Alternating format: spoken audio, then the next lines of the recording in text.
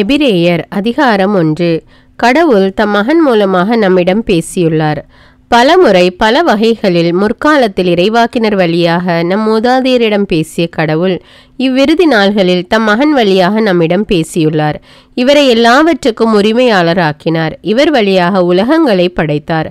கடவுளுடைய மாட்சிமையின் சுடரொளியாகவும் அவருடைய இயல்பின் அச்சுப்பதிவாகவும் விளங்கும் இவர் தம் வல்லமை மிக்க சொல்லால் எல்லாவற்றையும் தாங்கி நடத்துகிறார். மக்களை பாவங்களிலிருந்து தூய்மைப்படுத்திய பின் விண்ணகத்தில் இவர் பெருமை மிக்க கடவுளின் வலப்பக்கத்தில் வீற்றிருக்கிறார். கடவுளின் மகன் வானதூதரை விட மேலானவர்.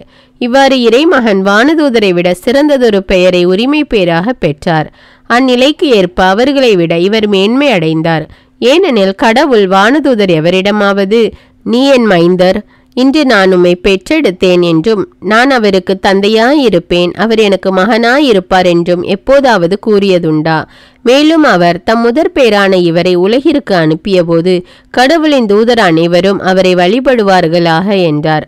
வானதூதரை குறித்து அவர் தம் தூதரை காற்றுகளாகவும் தம் பணியாளரை தீப்பிழம்புகளாகவும் செய்கிறார் என்றார். தம் மகனை குறித்து இறைவனே என்றும் உள்ளது உமது அரியணை, உம் ஆட்சியின் செங்கோல் வளையாத செங்கோல், நீதியே உமது விருப்பம், அநீதி உமக்கு வெறுப்பு. எனவே கடவுள் உமக்கே உரிய கடவுள் மகிழ்ச்சியின் நெய்யால் உம்மீது அருள் பொழிவு செய்து அரச தோழரினும் மேலாய் உயர்த்தினார் என்றார். மீண்டும் ஆண்டவரே, நீர் தொடக்கத்தில் பூவுலகுக்கு அடித்தளமிட்டீர். விண்ணுலகம் உமது கைவினை பொருள் அன்றோ? அவையோ அழிந்துவிடும், நீரோ நிலைத்திருப்பீர். அவையெல்லாம் ஆடை போல் பழமையாகும். போர்வை போல் அவற்றை நீர் சுருட்டி விடுவீர். ஆடையைப் போல் அவற்றை மாற்றி விடுவீர். நீரோ மாறாதவர், உமது காலமும் முடிவற்றது என்றார் அவர். மேலும் கடவுள் வானதூதர் எவரிடமாவது எப்போதாவது நான் உம் பகைவரை உமக்கு கால்மனையாக்கும் வரை நீர் என் வலப்பக்கம் வீற்றிரும் என்று கூறியதுண்டா? அவர்கள் அனைவரும் ஊழியம் புரியும் ஆவிகள் அல்லவா? மீட்பை உரிமை பேராக பெறவிருப்போருக்கு தொண்டாற்ற அனுப்பப்பட்டவர்கள் அல்லவா? எபிரேயர் அதிகாரம் 2. ஒப்பற்ற மீட்பு. எனவே நாம் கேட்டறிந்த செய்தியினின்று வழுவி விடாதிருக்குமாறு மிகவும் எச்சரிக்கையாக இருக்க வேண்டும்.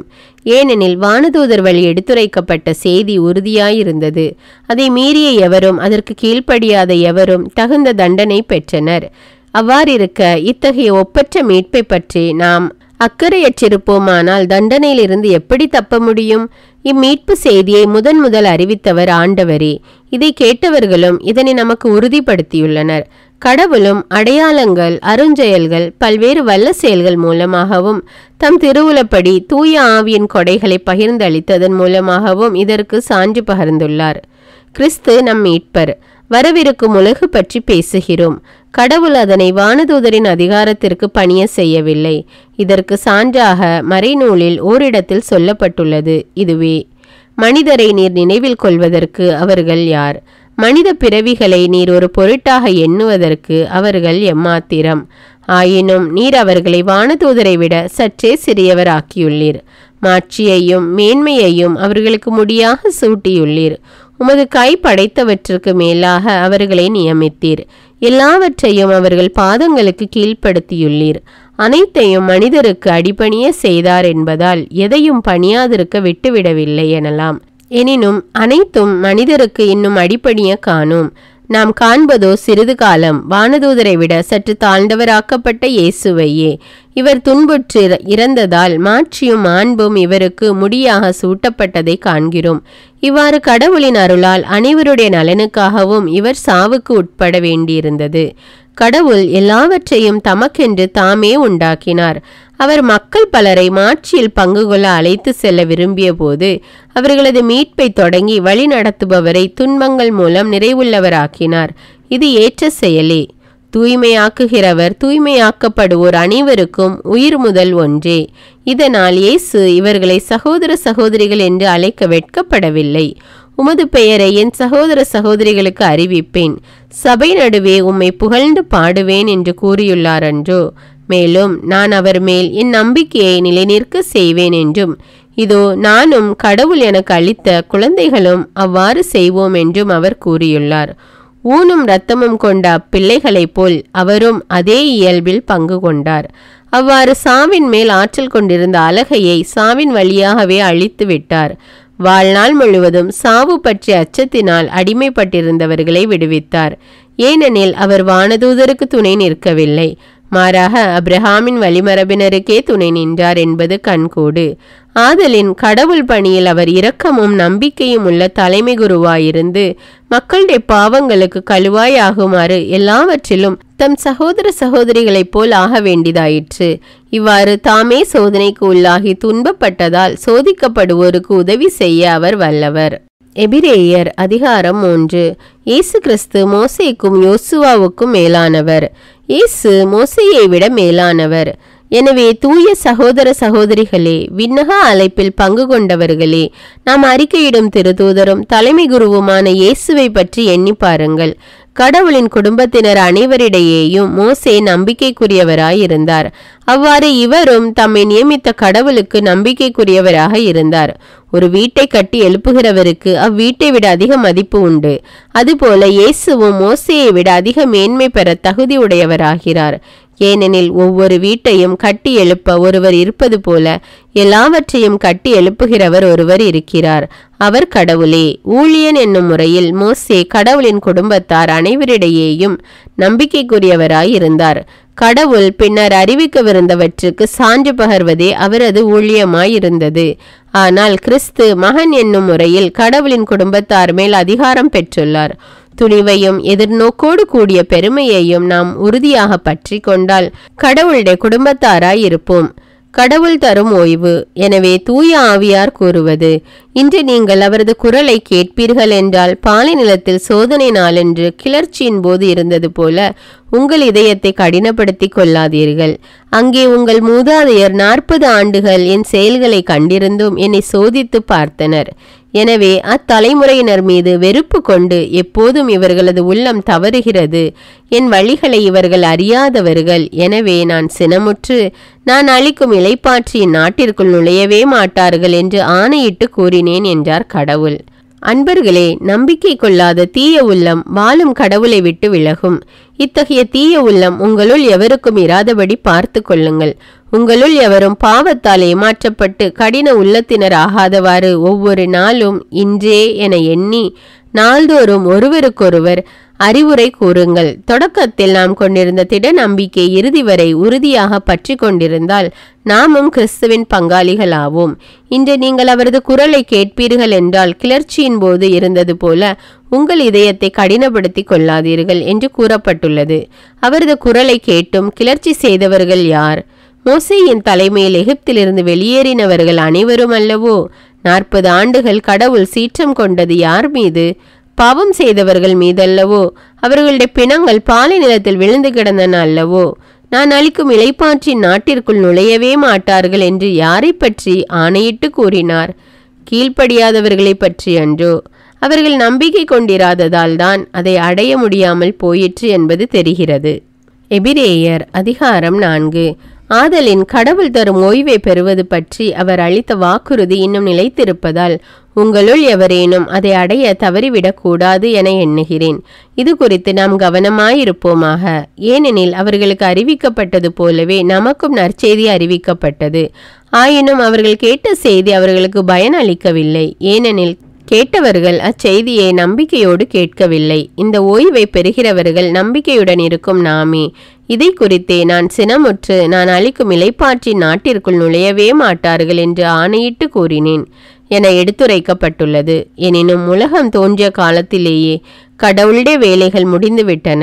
ஏனெனில் மறைநூலில் ஓரிடத்தில் 7ஆம் நாள் பற்றி கடவுள் தாம் செய்த வேலைகள் அனைத்தையும் நிறைவு பெற செய்து 7ஆம் நாளில் ஓய்ந்திருந்தார் என்று கூறப்பட்டுள்ளது. மேலும் மேற்சொன்ன சொற்றொடரில் அவர்கள் நான் அளிக்கும் இளைப்பாற்றின் நாட்டிற்குள் நுழையவே மாட்டார்கள் என்றிருக்கிறது. எனவே இந்த ஓய்வை பெற வேண்டியவர்கள் இன்னும் இருக்கிறார்கள். ஆனால் அந்நற்செய்தியை முன்னர் கேட்டவர்கள் தங்கள் கீழ்ப்படியாமையால் அந்த ஓய்வை பெறவில்லை. ஆகவேதான் முன்பு கூறப்பட்டது போலவே இன்று நீங்கள் அவரது குரலை கேட்பீர்கள் என்றால் உங்கள் இதயத்தை கடினப்படுத்தி கொள்ளாதீர்கள் என்று நீண்ட காலத்திற்கு பின்பு தாவீதின் வழியாக அவர் எடுத்துரைத்து இன்று என வேறொரு நாளை குறிப்பிடுகிறார். யோசுவா அவர்களை ஓய்வு பெற செய்திருந்தார் என்றால் அதன்பின் கடவுள் வேறொரு நாளை பற்றி பேசியிருக்க மாட்டார். ஆதலால் கடவுளுடைய மக்கள் ஓய்வெடுக்கும் காலம் இனிமேல்தான் வரவேண்டியிருக்கிறது. ஏனெனில் கடவுள் தம் வேலையை முடித்துவிட்டு ஓய்வு எடுப்பது போலவே கடவுள் தரும் ஓய்வை பெற்றுவிட்டவர் தம் வேலையை முடித்துவிட்டு ஓய்வு எடுக்கிறார். ஆதலால் கீழ்ப்படியாதவர்களின் மாதிரியை பின்பற்றி எவரும் வீழ்ச்சியுறாதவாறு அந்த ஓய்வை பெற முழு முயற்சி செய்வோமாக. கடவுளுடைய வார்த்தை உயிருள்ளது, ஆற்றல் வாய்ந்தது, இரு பக்கமும் வெட்டக்கூடிய எந்த வாளினும் கூர்மையானது, ஆன்மாவையும் ஆவியையும் பிரிக்கும் அளவுக்கு குத்தி ஊடுருவுகிறது, எலும்பு மூட்டையும் மச்சையையும் அவ்வாறே ஊடுருவுகிறது, உள்ளத்தின் சிந்தனைகளையும் நோக்கங்களையும் சீர்தூக்கி பார்க்கிறது. படைப்பு எதுவும் கடவுளுடைய பார்வைக்கு மறைவாய் இல்லை. அவருடைய கண்களுக்கு முன் அனைத்தும் மறைவின்றி வெளிப்படையாய் இருக்கின்றன. நாம் அவருக்கே கணக்கு கொடுக்க வேண்டும். இயேசு கிறிஸ்துவின் குருத்துவத்தின் மேன்மை. மாபெரும் தலைமை குரு இயேசு. எனவே வானங்களை கடந்து சென்ற இறைமகனாகிய இயேசுவை நாம் தனிப்பெரும் தலைமை குருவாக கொண்டுள்ளதால் நாம் அறிக்கையிடுவதை விடாது பற்றி கொள்வோமாக. ஏனெனில் நம் தலைமை குரு நம்முடைய வலுவின்மையை கண்டு இரக்கம் காட்ட இயலாதவர் அல்ல. மாறாக எல்லா வகையிலும் நம்மை போல சோதிக்கப்பட்டவர், எனினும் பாவம் செய்யாதவர். எனவே நாம் இரக்கத்தை பெறவும் ஏற்ற வேளையில் உதவக்கூடிய அருளை கண்டடையவும் அருள் நிறைந்த இறை அரியணையை துணிவுடன் அணுகி செல்வோமாக. எபிரேயர் அதிகாரம் 5. துன்புற்ற தலைமை குரு. தலைமை குரு ஒவ்வொருவரும் மனிதரிடமிருந்து தேர்ந்தெடுக்கப்பட்டு பாவங்களுக்கு கழுவாயாக காணிக்கைகளையும் பலிகளையும் செலுத்துவதற்காக மக்கள் சார்பாக கடவுள் முன் பணிபுரிய ஏற்படுத்தப்படுகிறார். அவர் தாமே வலுவின்மைக்கு ஆளாயிருப்பதால் அறியாமையில் இருப்போருக்கும் நெறி தவறி நடப்போருக்கும் பரிவு காட்டக்கூடியவராயிருக்கிறார். அவர் மக்களுடைய பாவத்திற்கு கழுவாயாக பலி செலுத்துவது போல தம் வலுவின்மையின் பொருட்டு தமக்காகவும் பலி செலுத்த கடமைப்பட்டிருக்கிறார். மேலும் யாரும் இம்மதிப்புக்குரிய பணியை தாமே தேர்ந்து கொள்வதில்லை. ஆரோனுக்கு வந்தது போன்று கடவுளிடமிருந்தே அழைப்பு வர வேண்டும். அவ்வாறே கிறிஸ்துவும் தலைமை குருவாக தம்மையே உயர்த்தி கொள்ளவில்லை. நீரே என் மைந்தர், இன்று நான் உம்மை பெற்றெடுத்தேன் என்று அவரிடம் கூறியவரே அந்த மேன்மையை அவருக்கு அளித்தார். இவ்வாறே மற்றொரு இடத்தில் மெல்கிசதேக்கின் முறைப்படி நீர் என்றென்றும் குருவே என்றும் கூறப்பட்டுள்ளது. அவர் இவ்வுலகில் வாழ்ந்த காலத்தில் தம்மை சாவிலிருந்து காப்பாற்ற வல்லவரை நோக்கி உரத்த குரல் எழுப்பி கண்ணீர் சிந்தி மன்றாடி வேண்டினார். அவர் கொண்டிருந்த இறைப்பற்று கலந்த அச்சத்தை முன்னிட்டு கடவுள் அவருக்கு செவி சாய்த்தார். அவர் இறைமகனாயிருந்தும் துன்பங்கள் வழியே கீழ்ப்படிதலை கற்றுக்கொண்டார். அவர் நிறைவுள்ளவராகி தமக்கு கீழ்ப்படிவோர் அனைவரும் என்றென்றும் மீட்படைய காரணமானார். மெல்கிசதேக்கின் முறைப்படி வந்த தலைமை குரு என்று கடவுள் அவருக்கு பெயர் சூட்டினார். கிறிஸ்தவ வாழ்வில் உறுதி. இதை பற்றி பேசுவதற்கு நிறைய உள்ளது, ஆனால் விளக்கம் கூறுவது அரிது. ஏனெனில் உங்கள் அறிவு மழுங்கி போய்விட்டது. இவ்வளவு காலத்திற்குள் ஆசிரியர்களாயிருந்திருக்க வேண்டிய நீங்கள் இன்னும் கடவுளுடைய வாய்மொழிகளின் அரிச்சுவடியையே கற்றுக்கொள்ள வேண்டிய நிலையில் இருக்கிறீர்கள். உங்களுக்கு இப்பொழுது தேவைப்படுவது பால்தான், கெட்டியான உணவு அல்ல. பால் குடிக்கும் நிலையில் உள்ளவர் எவரும் குழந்தையே. நீதி நெறி பற்றி படிப்பினையில் அவர் தேர்ச்சி அற்றவர். முதிர்ச்சி அடைந்தோருக்கு ஏற்றது திட உணவு. அவர்கள் நன்மை தீமையை பகுத்தறிவதற்கான ஆற்றல்களை பயன்படுத்த பயிற்சி பெற்றவர்கள். எபிரேயர் அதிகாரம் 6. ஆதலின் கிறிஸ்துவை பற்றிய படிப்பினையின் தொடக்க நிலையிலேயே நின்றுவிடாமல் நாம் முதிர்ச்சி நிலையை அடைய வேண்டும். சாவுக்கு அழைத்து செல்லும் செயல்களில் இருந்து மனமாற்றம், கடவுள் மீது நம்பிக்கை, முழுக்குகள், கையமர்த்தல் பற்றிய படிப்பினை, இறந்தோரின் உயிர்ப்பு, என்றும் நிலைக்கும் தீர்ப்பு ஆகிய தொடக்க நிலை படிப்பினைகளை கற்பித்து மீண்டும் அடித்தளமிட தேவையில்லை. கடவுள் திருவுளம் கொள்வாராயின் இம்முதிர்ச்சி நிலை படிப்பினையை இனி தொடர்வோம். ஏனெனில் ஒருமுறை ஒளியை பெற்று விண்ணக கொடையை சுவைத்தவர்கள் தூய ஆவியை பெற்றவர்கள் ஆவர். கடவுளின் நல்ல வார்த்தையையும் வரவிருக்கும் உலகின் வல்லமையையும் சுவைத்த இவர்கள் நெறி பிறழ்ந்துவிடின் இவர்களை மனமாற்றி மீண்டும் புத்துணர்வு பெற செய்வது அரிது. ஏனெனில் இவர்கள் இறைமகனை தாங்களே சிலுவையில் அறைந்து வெளிப்படையாக இழிவுபடுத்துகிறவர்கள் ஆவர். நிலம் அதன் மீது அடிக்கடி பெய்யும் மழைநீரை உறிஞ்சி வேளாண்மை செய்வோருக்கு பயன் தரும் வகையில் பயிரை விளைவிக்குமாயின் அது கடவுளின் ஆசி பெற்றதாகும். மாறாக முட்செடிகளையும் முட்புதர்களையும் முளைப்பிக்குமாயின் அது பயனற்று சாபத்திற்குள்ளாகும். முடிவில் அது தீக்கு இரையாக்கப்படும். அன்பார்ந்தவர்களே, இவ்வாறு நாங்கள் பேசினாலும் உங்களை பொறுத்தவரையில் நீங்கள் மேலான வழியில் நடந்து மீட்புக்குரியவர்களாய் இருக்கிறீர்கள் என நாங்கள் உறுதியாக நம்புகிறோம்.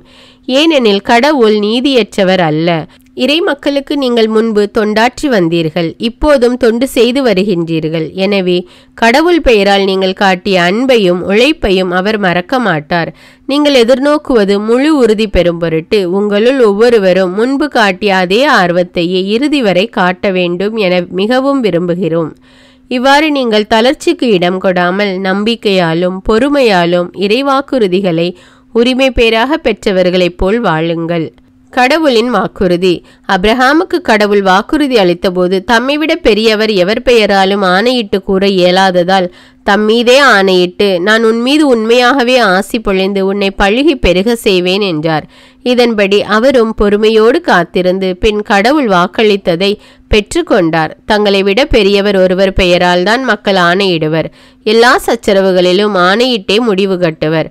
அம்முடிவை ஆணை உறுதிப்படுத்தும். அவ்வாறே கடவுளும் தம் வாக்குறுதியை உரிமை பேராக பெற்றோருக்கு தம் திட்டத்தின் மாறா தன்மையை மிகவும் தெளிவாக காட்ட விரும்பி ஓர் ஆணையால் தம் வாக்கை உறுதிப்படுத்தினார். மாறா தன்மையுடைய இவை இரண்டையும் பொறுத்தவரையில் கடவுள் உரைத்தது பொய்யாயிருக்க முடியாது. அடைக்கலம் தேடும் நாம் நம் கண்முன் எதிர்நோக்கியுள்ளதை விடாமல் பற்றி கொள்வதற்கு தளரா ஊக்கம் கொண்டிருக்க வேண்டும். இந்த எதிர்நோக்கே நம் உள்ளத்திற்கு பாதுகாப்பான உறுதியான நங்கூரம் போன்றுள்ளது. இது கோவிலின் திரைச்சீலைக்கு அப்பால் சென்று சேர்ந்திருக்கிறது. நமக்கு முன்னோடியாய் அந்த திரைச்சீலையை கடந்து இயேசு அங்கு சென்று சேர்ந்திருக்கிறார். மெல்கிசேதேக்கு முறைப்படி என்றென்றும் தலைமை குரு என்னும் நிலையில் நம் சார்பாக அவர் அங்கு சென்றிருக்கிறார். எபிரேயர் அதிகாரம் 7. தலைமை குரு மெல்கிசேதேக்கின் மேன்மை. இந்த மெல்கிசேதேக்கு சாலேம் நகரின் அரசர், உன்னத கடவுளின் குரு. இவர் அரசர்களை முறியடித்து திரும்பிய பொழுது அப்ரஹாமை எதிர்கொண்டு போய் அவருக்கு ஆசி அளித்தார். அப்ரஹாம் தம்மிடந்த எல்லாவற்றிலிருந்தும் 10 பங்கை இவருக்கு கொடுத்தார். நீதியின் அரசர் என்பது இவர் பெயரின் முதற் பொருள். மேலும் இவர் சாலேமின் அரசர், அமைதியின் அரசர் என்பது இதற்கு பொருள்.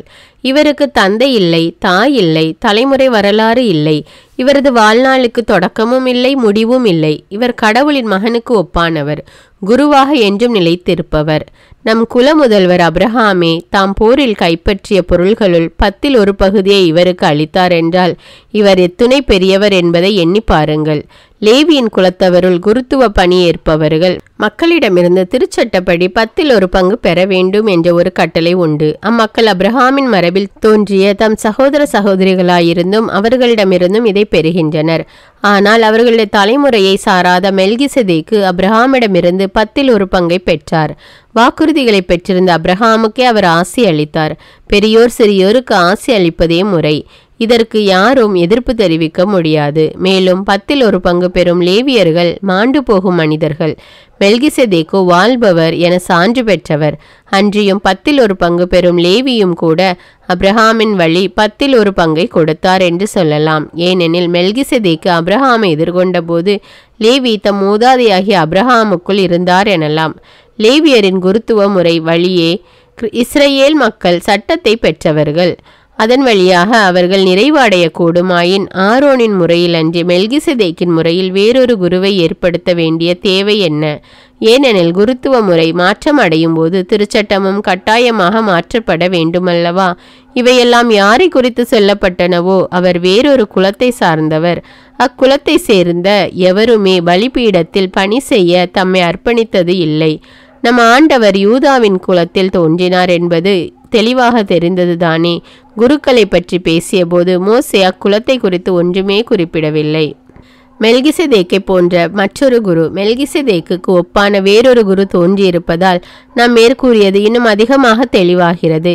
இவர் திருச்சட்டத்தின் கட்டளைப்படி மனித இயல்புக்கு ஏற்ப அல்ல, அழியாத வாழ்வின் வல்லமையால் குருவாக தோன்றினார். இவரை பற்றி மெல்கிசேதேக்கின் முறைப்படி நீர் என்றென்றும் குருவே என்னும் சான்று உரைக்கப்பட்டுள்ளது.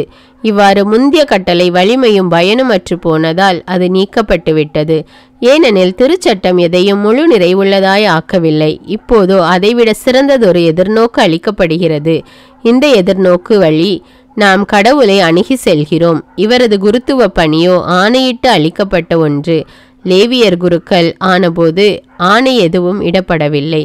நீர் என்றென்றும் குருவே என்று ஆண்டவர் ஆணையிட்டு சொன்னார். அவர் தம் மனத்தை மாற்றிக்கொள்ளார் என்று கடவுள் அவரிடம் ஆணையிட்டு கூறினார் அன்றோ. இவ்வாறு இயேசு எவ்வளவு சிறந்த உடன்படிக்கைக்கு காப்புறுதி அளிப்பவராயிருக்கிறார். மேலும் அந்த குருக்கள் சாவுக்கு ஆளானவர்களாயிருந்ததால் தம் பணியில் நிலைத்திருக்க முடியவில்லை. வேறு பலர் தொடர்ந்து குருக்கள் ஆயினர். இவரோ என்றென்னும் நிலைத்திருப்பதால் மாறாத குருத்துவ பணியை பெற்றுள்ளார். ஆதலின் தம் வழியாக கடவுளிடம் வருபவரை அவர் முற்றும் மீட்க வல்லவராயிருக்கிறார். அவர்களுக்காக பரிந்து பேசுவதற்கென என்றுமே உயிர் வாழ்கிறார். இத்தகைய தலைமை குருவே நமக்கு ஏற்றவராகிறார். இவர் தூயவர், கபடற்றவர், மாசற்றவர், பாவிகளிடமிருந்து பிரித்தெடுக்கப்பட்டு வானங்களுக்கு மேலாக உயர்த்தப்பட்டவர். ஏனைய தலைமை குருக்கள் செய்வது போல முதலில் தம்முடைய பாவங்களுக்காகவும் பின்னர் மக்களுடைய பாவங்களுக்காகவும் இவர் நாள்தோறும் பலி செலுத்த தேவையில்லை. ஏனெனில் தம்மை தாமே பலியாக செலுத்தி இதை ஒரே ஒரு முறைக்குள் செய்து முடித்தார். திருச்சட்டப்படி வலுவற்ற மனிதர்கள் குருக்களாக ஏற்படுத்தப்படுகிறார்கள். ஆனால் அத்திருச்சட்டத்திற்கு பின்னர் ஆணையிட்டு கூறப்பட்ட வாக்கின் மூலம் என்றென்னும் நிறைவுள்ளவரான மகனே குருவாக ஏற்படுத்தப்படுகிறார். எபிரேயர் அதிகாரம் 8. இயேசு கிறிஸ்துவின் உடன்படிக்கையின் மேன்மை. புதிய உடன்படிக்கையின் தலைமை குரு இயேசுவே. இத்தகைய தலைமை குரு நமக்கு வாய்த்துள்ளார் என்பதே இதுகாரும் நாம் கூறியவற்றின் தலையாய கருத்து. இவர் விண்ணகத்தில் பெருமைமிகு கடவுளுடைய அரியணையின் வலப்பக்கத்தில் வீற்றிருக்கிறார். அங்கே மனிதரால் அல்ல ஆண்டவராலே அமைக்கப்பட்ட உண்மையான கூடாரமாகிய தூயகத்தில் ஊழியம் செய்கிறார். ஒவ்வொரு தலைமை குருவும் காணிக்கைகளையும் பலிகளையும் செலுத்தவே ஏற்படுத்தப்பட்டிருக்கிறார். எனவே பலி செலுத்துவதற்கு இவரிடமும் ஏதேனும் ஒரு பொருள் கட்டாயம் இருக்க வேண்டும். உலகிலேயே இருந்திருப்பார் என்றால் இவர் குருவாக இருந்திருக்க மாட்டார். ஏனெனில் திருச்சட்டத்தின்படி காணிக்கைகளை செலுத்த ஏற்கனவே இங்கு குருமார்கள் இருக்கிறார்கள்.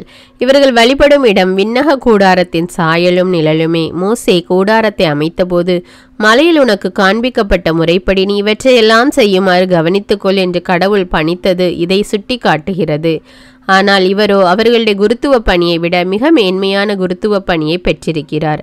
ஏனெனில் சீரிய வாக்குறுதிகளின் அடிப்படையில் செய்யப்பட்டு இவரை இணைப்பாளராக கொண்டிருக்கும் உடன்படிக்கை முந்தைய உடன்படிக்கையை விட சிறப்பு மிக்கது. முதல் உடன்படிக்கை குறையற்றதாய் இருந்திருப்பின் இரண்டாம் உடன்படிக்கைக்கு இடமே இருந்திருக்காது. ஆனால் கடவுள் அவர்களது குற்றத்தை எடுத்து கூறி சொன்னது இதுவே. இதோ நாள்கள் வருகின்றன, அப்போது இஸ்ரேல் வீட்டாரோடும் யூதாவின் வீட்டாரோடும் புதிய உடன்படிக்கை ஒன்றை செய்து கொள்வேன் என்கிறார் ஆண்டவர். எகிப்து நாட்டிலிருந்து அவர்களுடைய மூதாதையரை கைப்பிடித்து நடத்தி வந்த பொழுது நான் அவர்களோடு செய்து கொண்ட உடன்படிக்கையை போன்று இது இராது. ஏனெனில் நான் அவர்களோடு செய்து கொண்ட உடன்படிக்கை அவர்கள் மீறிவிட்டார்கள், நானும் அவர்கள் மீது அக்கறை கொள்ளவில்லை என்கிறார் ஆண்டவர். அந்நாள்களுக்கு பின் இஸ்ரேல் வீட்டாரோடு நான் செய்யவிருக்கும் உடன்படிக்கை இதுவே. என் சட்டத்தை உள்ளத்தில் பதிப்பேன், அதை அவர்களது இதயத்தில் எழுதி வைப்பேன். நான் அவர்களின் கடவுளாயிருப்பேன், அவர்கள் என் மக்களாயிருப்பார்கள் என்கிறார் ஆண்டவர். இனிமேல் எவரும் ஆண்டவரை அறிந்து கொள்ளும் என தம் அடுத்தவருக்கோ சகோதர சகோதரிகளுக்கோ கற்றுத்தர மாட்டார். ஏனெனில் அவர்களுள் பெரியோர் முதல் சிறியோர் வரை அனைவரும் என்னை அறிந்து கொள்வர். அவர்களது தீச்செயலை நான் இரக்கத்தோடு மன்னித்து விடுவேன். அவர்களுடைய பாவங்களை இனிமேல் நினைவு கூற மாட்டேன். புதியதோர் உடன்படிக்கை என்பதால் முன்னையதை அவர் பழையதாக்கிவிட்டார். பழமையானதும் நாள்பட்டதும் விரைவில் மறைய வேண்டியதே. எபிரேயர் அதிகாரம் 9. மண்ணுலகிலும் விண்ணுலகிலும் நடக்கும் இறை வழிபாடு. முன்னைய உடன்படிக்கையின்படி வழிபாட்டுக்குரிய ஒழுங்குகளும் மண்ணுலகை சார்ந்த திரு உறைவிடமும் இருந்தன. அத்திரு உறைவிடத்தில் முன் கூடாரம் ஒன்று அமைக்கப்பட்டிருந்தது. அங்கே ஒரு விளக்கு தண்டும் ஒரு மேசையும் படையல் அப்பங்களும் இருந்தன. இவ்விடத்திற்கு தூயகம் என்பது பெயர். இரண்டாம் திரைக்கு பின் திரு தூயகம் என்னும் கூடாரம் இருந்தது. அதில் பொன் தூப பீடமும் முழுவதும் பொன் தகடு வேய்ந்த உடன்படிக்கை பேழையும் இருந்தன. இப்பேழையில் மன்னா வைக்கப்பட்டிருந்த பொற்சாடியும் ஆரோனின் துளிர்த்த கோலும் உடன்படிக்கையின் கற்பலகைகளும் இருந்தன. பேழையின் மேலே மாட்சிமிகு கெருபுகள் இரக்கத்தின் இருக்கைக்கு நிழலிட்டு கொண்டிருந்தன. இவை பற்றி இப்போது விரிவாய் கூற இயலாது. இவை இவ்வாறு அமைந்திருக்க குருக்கள் தங்கள் வழிபாட்டு பணிகளை நிறைவேற்ற முன்கூடாரத்தில் மட்டுமே எப்போதும் நுழைவார்கள். இரண்டாம் கூடாரத்தில் தலைமை குரு மட்டுமே ஆண்டுக்கு ஒரு முறை செல்வார். அப்போது அவர் தமக்காகவும் மக்கள் அறியாமையால் செய்த பிழைக்காகவும் இரத்தத்தை கொண்டு போய் படைப்பார். மேற்கூறியவற்றின் மூலம் தூய ஆவியார் முன் கூடாரம் நீடித்து இருக்கும் வரை தூயகத்திற்கு செல்லும் வழி இன்னும் வெளிப்படுத்தப்படவில்லை என்பதை காட்டுகிறார். இக்கூடாரம் இக்கால நிலையை சுட்டி காட்டுகிறது. ஏனெனில் இக்காலத்தில் செலுத்தப்படும் காணிக்கைகளும் பலிகளும் வழிபடுகிறவரின் மனசான்றை நிறைவுக்கு கொண்டு வர இயலாதனவாகும். இவை உடலை சார்ந்த ஒழுங்குகளே. உண்பது பற்றியும் குடிப்பது பற்றியும் பல்வேறு வகையான தூய்மைப்படுத்தும் சடங்குகள் பற்றியும் எழுந்த இவை சீரமைப்பு காலம் வரைதான் நீடிக்கும். ஆனால் இப்போது கிறிஸ்து தலைமை குருவாக வந்துள்ளார். அவர் அருளும் நலன்கள் இப்போது நமக்கு கிடைத்துள்ளன. அவர் திருப்பணி செய்யும் கூடாரம் முன்னதை விட மேலானது, நிறைவு மிக்கது. அது மனிதர் கையால் அமைக்கப்பட்டது அல்ல, அதாவது படைக்கப்பட்ட இவ்வுலகை சார்ந்தது அல்ல. அவர் பலியாக படைத்த இரத்தம், வெள்ளாட்டு கிடாய்கள், கன்று குட்டிகள் ஆகியவற்றின் இரத்தம் அல்ல, அவரது சொந்த இரத்தமே. அவர் ஒரே ஒரு முறை தூயகத்திற்குள் சென்று எக்காலத்திற்கும் என அதை படைத்து நமக்கு என்றும் உள்ள மீட்பு கிடைக்கும்படி செய்தார். வெள்ளாட்டு கிடாய்கள், காளைகள் இவற்றின் இரத்தமும் கிடாரியின் சாம்பலும் தீட்டுப்பட்டவர்கள் மீது தெளிக்கப்படும் போது சடங்கு முறைப்படி அவர்கள் தூய்மை பெறுகிறார்கள். ஆனால் கிறிஸ்துவின் இரத்தம் வாழும் கடவுளுக்கு நாம் வழிபாடு செய்யுமாறு சாவுக்கு அழைத்து செல்லும் செயல்களில் இருந்து நம் மனசான்றை எத்துணை மிகுதியாய் தூய்மைப்படுத்துகிறது. ஏனெனில் என்றுமுள்ள தூய ஆவியினால் தம்மைத்தாமே கடவுளுக்கு மாசற்ற பலியாக கொடுத்தவர் அவரே. இவ்வாறு அவர் புதிய உடன்படிக்கையின் இணைப்பாளராய் இருக்கிறார். கடவுளால் அழைக்கப்பட்டவர்கள் அவரால் வாக்களிக்கப்பட்ட என்றும் நிலைக்கும் உரிமை பெற்றை பெறுவதற்கென்று இந்த உடன்படிக்கை உண்டானது. இது ஒரு சாவின் மூலம் ஏற்படுத்தப்பட்டது. இந்த சாவு முந்தைய உடன்படிக்கையை மீறி செய்த குற்றங்களில் இருந்து மீட்பளிக்கிறது. ஏனெனில் விருப்ப ஆவணம் ஒன்று இருக்கிறது என்றால் அதனை எழுதியவர் இறந்து விட்டார் என்பது மெய்ப்பிக்கப்பட வேண்டும். சாவுக்கு பின்னரே விருப்ப ஆவணம் உறுதி பெறும். அதை எழுதியவர் உயிரோடு இருக்கும் வரை அது செல்லுபடியாகாது. அதனால்தான் முன்னைய உடன்படிக்கையும் இரத்தம் சிந்தாமல் தொடங்கப்படவில்லை. திருச்சட்டத்தில் உள்ள கட்டளைகளை எல்லாம் மக்கள் அனைவருக்கும் மோசே எடுத்துரைத்த பின் கன்றுக்குட்டிகள், வெள்ளாட்டுக்கடாக்கள் இவற்றின் இரத்தத்தை தண்ணீரோடு கலந்து கருஞ்சிவப்பு கம்பளி நூலால் கட்டிய ஈசோப்பு செடியால் உடன்படிக்கை ஏட்டின் மீதும் மக்கள் அனைவர் மீதும் தெளித்தார். தெளிக்கும் போது கடவுள் உங்களோடு செய்துள்ள உடன்படிக்கையின் இரத்தம் இதோ என்றார். அவ்வாறே கூடாரத்தின் மீதும் வழிபாட்டு கலன்கள் அனைத்தின் மீதும் அவர் இரத்தத்தை தெளித்தார். உண்மையில் திருச்சட்டத்தின்படி ஏறக்குறைய எல்லாமே இரத்தத்தினால் தூய்மையாக்கப்படுகின்றன. இரத்தம் சிந்துதல் இன்றி பாவ மன்னிப்பு இல்லை. கிறிஸ்துவின் பலி பாவங்களை போக்குகிறது. ஆதலின் விண்ணகத்தில் உள்ளவற்றின் சாயல்களே இத்தகைய சடங்குகளால் தூய்மை பெற வேண்டும் என்றால் மண்ணகத்தில் உள்ளவை இவற்றிலும் சிறந்த பலிகளால் அல்லவா தூய்மை பெற வேண்டியிருக்கும். அதனால்தான் கிறிஸ்து மனிதரின் கையால் அமைக்கப்பட்டதும் உண்மையான தூயகத்திற்கு முன்னடையாளமாய் இருப்பதுமான இவ்வுலக தூயகத்திற்குள் நுழையாமல் விண்ணுலகிற்குள்ளேயே நுழைந்திருக்கிறார். அங்கே இப்போது நம் சார்பாக கடவுளின் திருமுன் நிற்கிறார். தலைமை குரு விலங்குகளின் இரத்தத்துடன் ஆண்டுதோறும் தூயகத்திற்குள் செல்வார். அதற்கு மாறாக கிறிஸ்து தம்மையே ஒரே முறை பலியாக கொடுத்தார். அதை மீண்டும் மீண்டும் செய்யவில்லை. அவ்வாறு செய்திருப்பார் என்றால் உலகம் தோன்றிய காலந்தொட்டு அவர் மீண்டும் மீண்டும் துன்புற்றிருக்க வேண்டும். அதற்கு மாறாக உலக முடியும் காலமான இப்போது தம்மையே பலியாக கொடுத்து பாவங்களை போக்குவதற்காக ஒரே முறை உலகில் வெளிப்படுத்தப்பட்டார். மனிதர் ஒரே முறை சாவுக்கு உட்படுகின்றனர். பின்னர் இறுதி தீர்ப்பு வருகிறது. இதுவே அவர்களுக்கென உள்ள நியதி. அவ்வாறு கிறிஸ்துவும் பலரின் பாவங்களை போக்கும் பொருட்டு ஒரே முறை தம்மைத்தாமே பலியாக கொடுத்தார். அவர் மீண்டும் ஒரு முறை தோன்றுவார். ஆனால் பாவத்தின் பொருட்டு அல்ல, தமக்காக காத்திருப்பவர்களுக்கு மீட்பு அருளும் பொருட்டே தோன்றுவார். எபிரேயர் அதிகாரம் 10. இயேசு கிறிஸ்துவின் பலியின் மேன்மை. வரப்போகும் நலன்களின் உண்மை உருவை திருச்சட்டம் எடுத்து காட்டவில்லை. அது அவற்றின் நிழலாக மட்டுமே உள்ளது. எனவேதான் ஆண்டுதோறும் இடைவிடாமல் செலுத்தப்படும் அதே பலிகளால் வழிபட வருபவர்களை நிறைவுள்ளவர்களாக அதற்கு வலிமை இல்லை. அவ்வாறு இருந்திருந்தால் பலி செலுத்துவது நின்றிருக்கும் அல்லவா?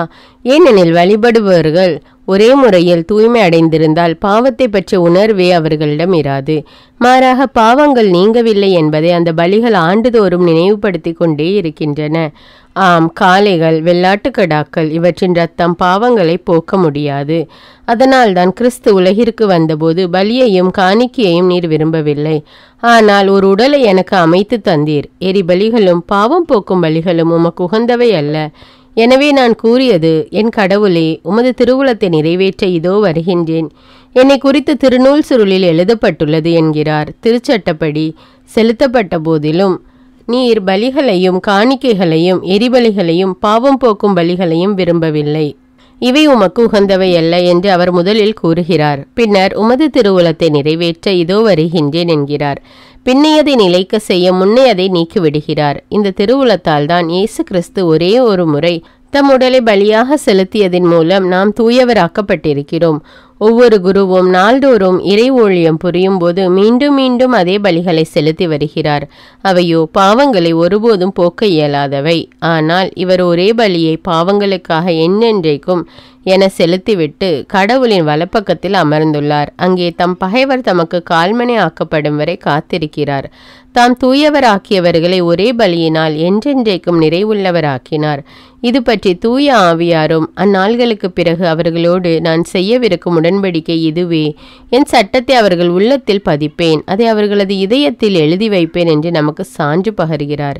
இவ்வாறு சொன்ன பின் அவர்களது தீச்செயலையும் அவர்களுடைய பாவங்களையும் இனிமேல் நினைவு கூற மாட்டேன் என்றும் கூறுகிறார். எனவே பாவ மன்னிப்பு கிடைத்த பின் பாவத்திற்கு கழுவாயாக செலுத்தும் பலிக்கு இடமே இல்லை. கடவுளிடம் நெருங்கி வருதல். சகோதர சகோதரிகளை, இயேசுவின் உடலை கோவிலின் திரைச்சீலைக்கு ஒப்பிடலாம். இத்திரைச்சீலை வழியாக திரு தூயகத்துக்குள் நுழைய நமக்கு துணிவு உண்டு. ஏனெனில் அவர் ரத்தம் சிந்தி நமக்கென புதியதொரு வழியை திறந்து வைத்துள்ளார்.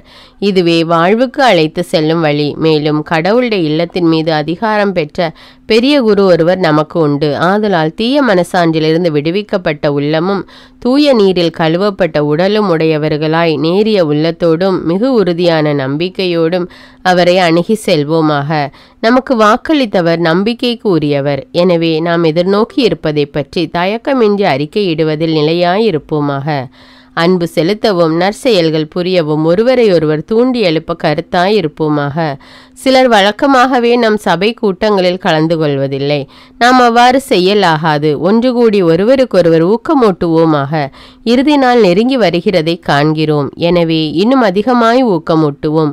உண்மையை அறிந்த பின்னரும் வேண்டுமென்றே நாம் பாவத்தில் நிலைத்திருந்தால் இனி நமக்கு வேறு எந்த பாவம் போக்கும் பலியும் இராது. மாறாக அச்சத்தோடும் நாம் எதிர்பார்த்திருக்கும் தீர்ப்பும் பகைவர்களை சுட்டெரிக்கும் கடவுளது சீற்றமுமே எஞ்சி இருக்கும். மோசேயின் சட்டத்தை புறக்கணித்தவர் இரக்கம் பெறாமல் 2 அல்லது 3 சாட்சிகளின் வாக்குமூலத்தின்படி சாக வேண்டியிருந்தது. அப்படியென்றால் கடவுளுடைய மகனையே காலால் மிதித்தவர்கள் தம்மை தூய்மைப்படுத்திய உடன்படிக்கையின் இரத்தத்தையே தீட்டு என்று கருதியவர், அருள் தரும் ஆவியாரையே பழித்தவர் எத்துணை கொடிய தண்டனையை பெற வேண்டியவர் என்பதை எண்ணி பாருங்கள். பழி வாங்குவதும் கைமாறளிப்பதும் எனக்கு உரியன என்றும் ஆண்டவரே தம் மக்களுக்கு தீர்ப்பு அளிப்பார் என்றும் உரைத்தவர் யார் என்பது நமக்கு தெரியும் அன்றோ? வாழும் கடவுளின் கைகளில் அகப்படுவது அஞ்சத்தக்கது அல்லவா? முன்னைய நாள்களை நினைவு கூறுங்கள். நீங்கள் ஒளி பெற்ற பின் உங்களுக்கு நேரிட்ட துன்பம் நிறைந்த போராட்டத்தை மன உறுதியோடு ஏற்றுக்கொண்டீர்கள். சில வேளைகளில் நீங்கள் இகழ்ச்சிக்கும் வேதனைகளுக்கும் ஆளாகி வேடிக்கை பொருளானீர்கள். வேறு சில வேளைகளில் இந்நிலைக்கு ஆளானோரின் துன்பங்களில் பங்கு பெற்றீர்கள். கைதிகளுக்கு பரிவிரக்கம் காட்டினீர்கள். உங்கள் உடைமைகள் பறிமுதல் செய்யப்பட்ட போது மகிழ்ச்சியுடன் ஏற்றுக்கொண்டீர்கள். ஏனெனில் சிறந்த நிலையான உடைமைகள் உங்களுக்கு உள்ளன என்பதை அறிவீர்கள். உங்களிடம் இருக்கும் துணிவை கைவிட்டு விடாதீர்கள். இதற்கு மிகுந்த கைமாறு உண்டு. கடவுளின் திருவுளத்தை நிறைவேற்றி அவர் வாக்களித்ததை நீங்கள் பெற்றுக்கொள்ள உங்களுக்கு மன உறுதி தேவை. இன்னும் மிக மிக குறுகிய காலமே இருக்கிறது.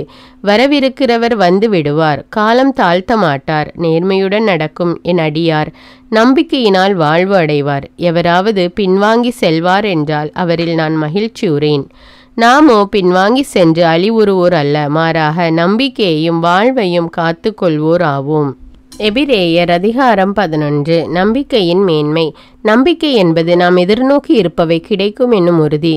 கண்ணுக்கு புலப்படாதவை பற்றிய ஐயமற்ற நிலை. இந்த நம்பிக்கையால் தான் நம் மூதாதையர் நற்சான்று பெற்றனர். உலகம் முழுமையும் கடவுளின் சொல்லால் உருவாக்கப்பட்டது என்றும் காணப்படாதவற்றினின்று காணப்படுகிறவை உண்டாயின என்றும் நம்பிக்கையினாலேயே புரிந்து கொள்கிறோம். நம்பிக்கையினால் தான் ஆபேல் காயினுடைய பலியை விட மேலான பலியை கடவுளுக்கு செலுத்தினார். அதனால் அவர் நேர்மையானவர் என கடவுளிடமிருந்து நற்சான்று பெற்றார். அவருடைய காணிக்கைகளை குறித்து கடவுளே சான்று பகர்ந்தார். இறந்து போன போதிலும் இந்த ஆபேல் நம்பிக்கையின் மூலம் இன்னும் பேசிக்கொண்டே இருக்கிறார். நம்பிக்கையாலேயே ஏனோக்கு சாவுக்குட்படாதபடி முன்னாடி கடவுளால் எடுத்துக்கொள்ளப்பட்டார். கடவுள் அவரை எடுத்துக்கொண்டதால் அவர் காணாமற் போய்விட்டார். அவர் மேலே எடுத்துக்கொள்ளப்படும் முன்பே கடவுளுக்கு உகந்தவர் என்று நற்சான்று பெற்றவர் ஆனார். நம்பிக்கையினாலன்றி எவரும் கடவுளுக்கு உகந்தவராயிருக்க இயலாது. ஏனெனில் கடவுளை அணுகி செல்வோர் அவர் இருக்கிறார் என்பதையும் அவரை தேடி செல்வோருக்கு தக்க கைமாறு அளிக்கிறார் என்பதையும் நம்ப வேண்டும். நோவா கண்ணுக்கு புலப்படாதவை குறித்து கடவுளால் எச்சரிக்கப்பட்ட போது தம் குடும்பத்தை காப்பாற்ற கவனத்தோடு ஒரு பேழையை அமைத்தது நம்பிக்கையினால்தான்.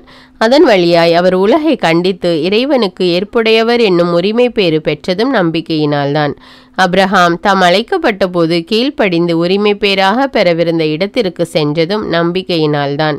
தாம் எங்கே போக வேண்டும் என்று தெரியாதிருந்தும் அவர் புறப்பட்டு சென்றார். வாக்களிக்கப்பட்ட நாட்டில் அவர் குடியேறி ஓர் அந்நியரை போல் வாழ்ந்தது நம்பிக்கையினாலேயே. அதே வாக்குறுதிக்கு உரிமையாளர்களான ஈசாக்குடனும் யாக்கோபுடனும் அவர் கூடாரங்களில் குடியிருந்தார். ஏனெனில் அவர் அசையாத அடித்தளமுள்ள ஒரு நகரை எதிர்நோக்கி இருந்தார். அதை திட்டமிட்டவரும் கட்டியவரும் கடவுளே. அப்ரஹாம் வயது முதியவராயும் சாரா கருவுற இயலாதவராயும் இருந்தபோதிலும் அவர் ஒரு தந்தையாவதற்கான ஆற்றல் பெற்றதும் நம்பிக்கையினால்தான். ஏனெனில் வாக்களித்தவர் நம்பிக்கைக்குரியவர் என அவர் கருதினார். இவ்வாறு உயிரற்றவர் போலிருந்த இந்த ஒருவரிடமிருந்து வானத்தில் உள்ள திரளான விண்மீன்களைப் போலவும் கடற்கரையில் எண்ணிறந்த மணலைப் போலவும் கணக்கற்ற மக்கள் பிறந்தனர். இவர்கள் எல்லாம் நம்பிக்கை கொண்டவர்களாய் இறந்தார்கள். வாக்களிக்கப்பட்டவற்றை அவர்கள் பெறவில்லை எனினும் தொலையில் அவற்றை கண்டு மகிழ்ந்தார்கள். இவ்வுலகில் தாங்கள் அந்நியர் என்பதையும் தற்காலிக குடிகள் என்பதையும் ஏற்றுக்கொண்டார்கள். இவ்வாறு ஏற்றுக்கொள்வோர் தம்முடைய தாய் நாட்டை தேடி செல்வோர் என்பது தெளிவு. தாங்கள் விட்டு வந்த நாட்டை அவர்கள் நினைத்து கொண்டிருக்கவில்லை. அப்படி நினைத்திருந்தால் திரும்பி செல்ல அவர்களுக்கு வாய்ப்பு கிடைத்திருக்கும். ஆனால் அவர்கள் சிறப்பான ஒரு நாட்டை, அதாவது விண்ணக நாட்டையே நாடுகிறார்கள். அதனால்தான் கடவுளும் தம்மை அவர்களுடைய கடவுள் என்று அழைத்து கொள்ள வெட்கப்படவில்லை. அவர்களுக்கென அவர் ஒரு நகரை ஆயத்தப்படுத்தியுள்ளார். அப்ரஹாம் சோதிக்கப்பட்ட போது ஈசாக்கை பலியிட துணிந்தது நம்பிக்கையினால்தான். ஈசாக்கின் மூலமே உன் வழிமரபு விளங்கும் என்ற வாக்குறுதியை அவர் பெற்றிருந்த போதிலும் அவர் தம் ஒரே மகனை பலியிட முன்வந்தார். ஏனெனில் இறந்தோரை கடவுள் உயிரோடு எழுப்ப வல்லவர் என்பதை அவர் உணர்ந்திருந்தார். எனவே அவர் தம் மகனை மீண்டும் பெற்றுக்கொண்டார். பின்பு நடக்கவிருந்ததற்கு இது ஓர் அறிகுறி. ஈசாக்கு பிற்காலத்தில் நிகழவிருந்தவற்றை குறிப்பிட்டு யாக்கோவுக்கும் ஏசாவுக்கும் ஆசி வழங்கியது நம்பிக்கையினால்தான். யாக்கோபு தாம் இறக்கும் முன் யோசேப்பின் மக்கள் ஒவ்வொருவருக்கும் ஆசி வழங்கியதும் தம் ஊன்றுகோலின் மேல் சாய்ந்து கடவுளை தொழுததும் நம்பிக்கையினால்தான். இஸ்ரேல் மக்கள் எகிப்து நாட்டை விட்டு வெளியேறுவர் என்று இறக்கும் தருவாயிலிருந்த யோசேப்பு குறிப்பிட்டதும் தம் எலும்புகளை என்ன செய்ய வேண்டும் என்று பணித்ததும் நம்பிக்கையினால்தான். மோசே பிறந்தபோது குழந்தை அழகாயிருக்க கண்டு அவருடைய பெற்றோர் அரசண்டே ஆணைக்கும் அஞ்சாது 3 மாதம் அவரை ஒளித்து வைத்திருந்ததும் நம்பிக்கையினால்தான். மோசே பெரியவரான பின்பு பார்வோனுடைய மகளின் மகன் என அழைக்கப்பட மறுத்ததும் நம்பிக்கையினாலேதான். பாவத்தில் சிறிது காலம் இன்புறுவதை விட கடவுளுடைய மக்களோடு சேர்ந்து துன்புறுவதையே அவர் தேர்ந்து கொண்டார்.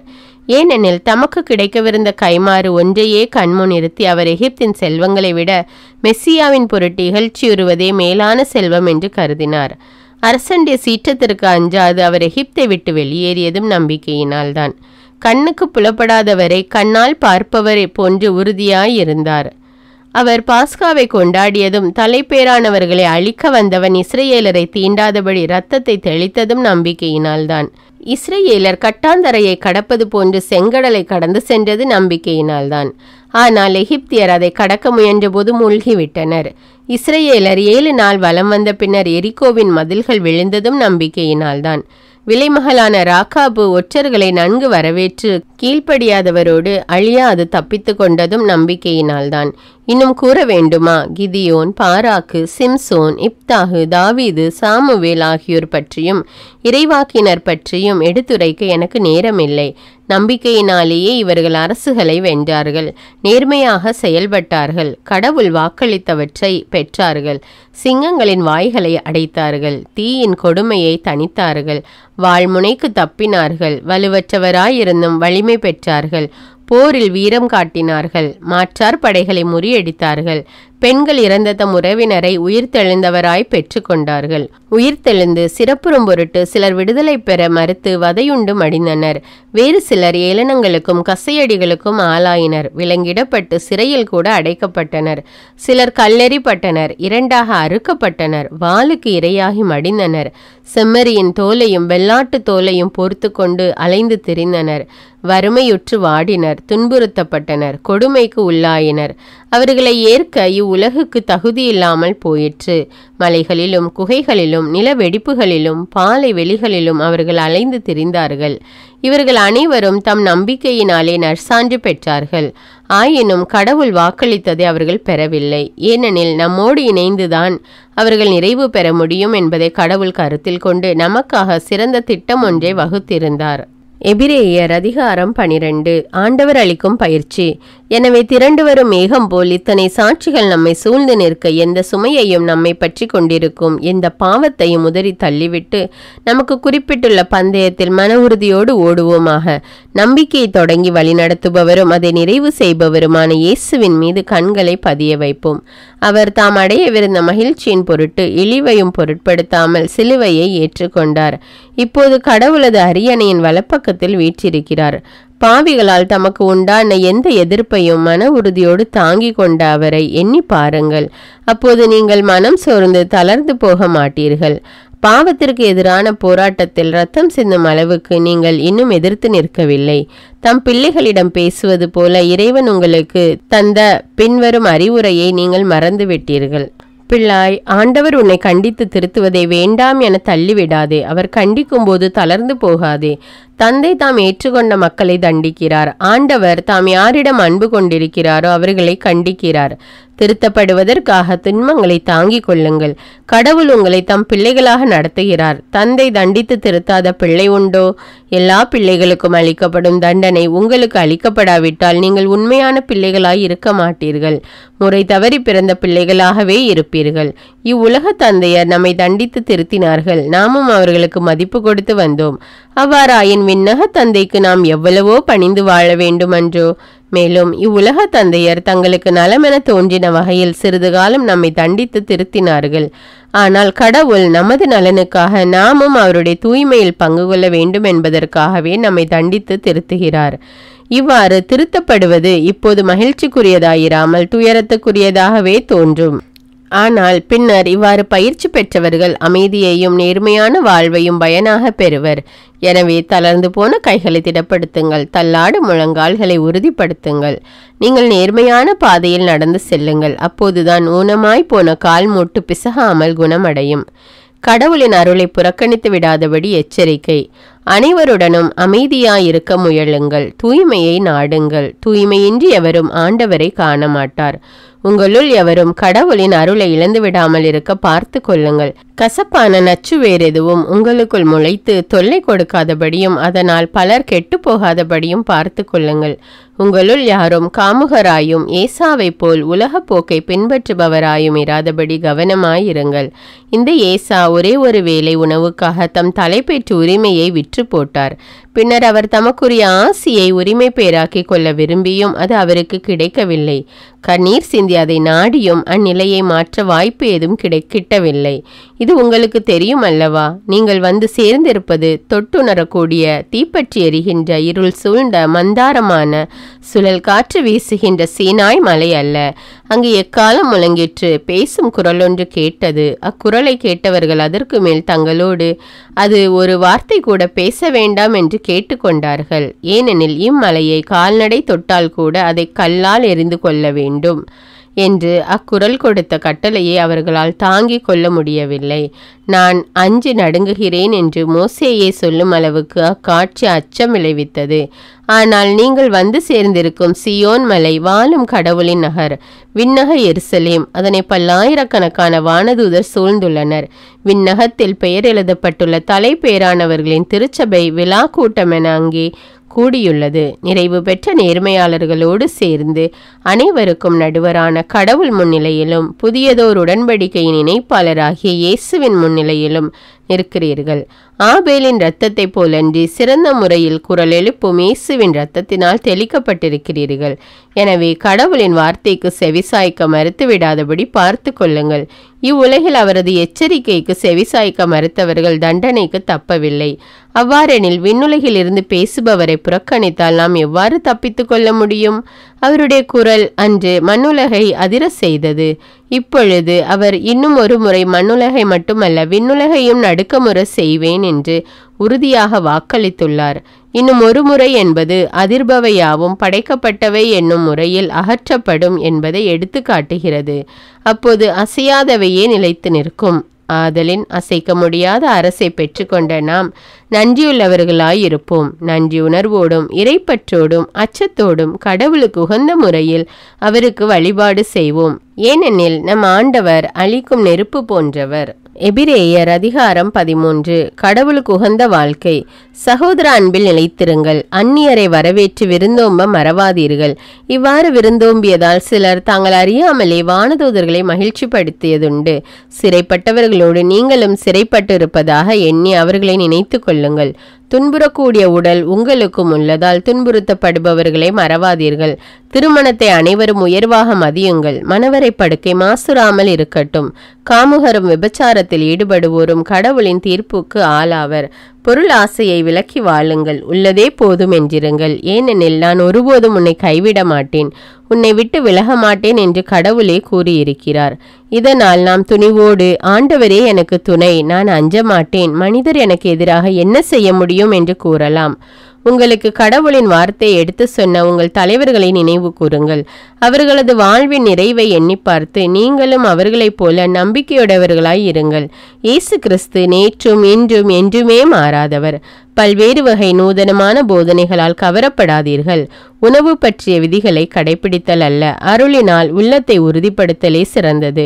உணவு விதிகளை கடைபிடித்தவர்கள் எப்பயனும் அடைந்ததில்லை. நமக்கு ஒரு பலிபீடம் உண்டு, அதில் படைக்கப்பட்டவற்றை உண்பதற்கு கூடாரத்தில் திருப்பணி செய்கிறவர்களுக்கு உரிமை இல்லை. விலங்குகளின் இரத்தத்தை பாவம் போக்குவதற்கென தலைமை குரு தூயகத்திற்குள் எடுத்து செல்கிறார். ஆனால் அந்த விலங்குகளின் உடல்கள் பாளையத்திற்கு வெளியே சுட்டெரிக்கப்படுகின்றன. இதனால் தான் இயேசுவும் தம் சொந்த இரத்தத்தால் மக்களை தூயவராக்க நகர வாயிலுக்கு வெளியே துன்புற்றார். ஆகவே நாமும் அவருக்கு ஏற்பட்ட இகழ்ச்சியில் பங்கு கொண்டு பாளையத்தை விட்டு வெளியேறி அவரிடம் செல்வோம். ஏனெனில் நிலையான நகர் நமக்கு இங்கே இல்லை, வரப்போகும் நகரையே நாம் நாடி செல்கிறோம். ஆகவே அவர் வழியாக எப்போதும் நாம் கடவுளுக்கு புகழ்ச்சி பலியை செலுத்துவோமாக. அவருடைய பெயரை அறிக்கையிடுவதன் வழியாக நம் உதடுகள் செலுத்தும் காணிக்கையே இப்புகழ்ச்சி பலியாகும். நன்மை செய்யவும் பகிர்ந்து வாழவும் மறவாதீர்கள். இவ்வகை பலிகளே கடவுளுக்கு உகந்தவை. உங்கள் தலைவர்களுக்கு கீழ்ப்படியுங்கள், அவர்களுக்கு பணிந்திருங்கள். அவர்கள் உங்களை பற்றி கணக்கு கொடுக்க வேண்டியிருப்பதால் உங்கள் நலனில் விழிப்பாயிருக்கிறார்கள். இப்பணி அவர்களுக்கு மகிழ்ச்சியுள்ளதாய் இருக்கும்படி நடந்து கொள்ளுங்கள். அவர்களுக்கு மன துயர் தராதீர்கள். அவர்களுடைய துயரம் உங்களுக்கு நலம் பயக்காது. எங்களுக்காக இறைவனிடம் வேண்டுங்கள். நாங்கள் நல்ல மனசான்று கொண்டுள்ளோம் என உறுதியாக நம்புகிறோம்.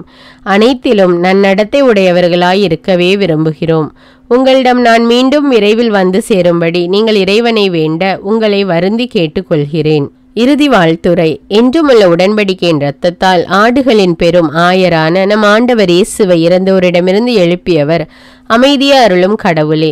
அவர் தம் திருவுளத்தை நீங்கள் நிறைவேற்றும்படி எல்லா நன்மையும் செய்வதற்கு உங்களை ஆயத்தப்படுத்தி இயேசு கிறிஸ்து வழியாக தமக்கு உகந்ததை நம்மில் செய்தருள்வாராக. இயேசு கிறிஸ்துவுக்கே என்றென்றும் ஆட்சி உரித்தாகுக. ஆமீன். சகோதர சகோதரிகளே, நான் உங்களுக்கு கூறும் இந்த அறிவுரையை பொறுமையோடு ஏற்றுக்கொள்ளும்படி உங்களை கேட்டுக்கொள்கிறேன். சுருக்கமாகவே உங்களுக்கு எழுதியுள்ளேன். நம் சகோதரர் திமோத்தேயு விடுதலை பெற்றுவிட்டார். அவர் விரைவில் வந்து சேர்ந்து விட்டால் அவரோடு நான் உங்களை வந்து பார்ப்பேன் என்பதையும் தெரிவித்துக் கொள்கிறேன். உங்கள் தலைவர்கள் அனைவருக்கும் இறைமக்கள் யாவருக்கும் வாழ்த்து கூறுங்கள். இத்தாலியா நாட்டிலிருந்து இங்கே வந்திருப்போர் உங்களுக்கு வாழ்த்து கூறுகின்றனர். இறையருள் உங்கள் அனைவரோடும் இருப்பதாக.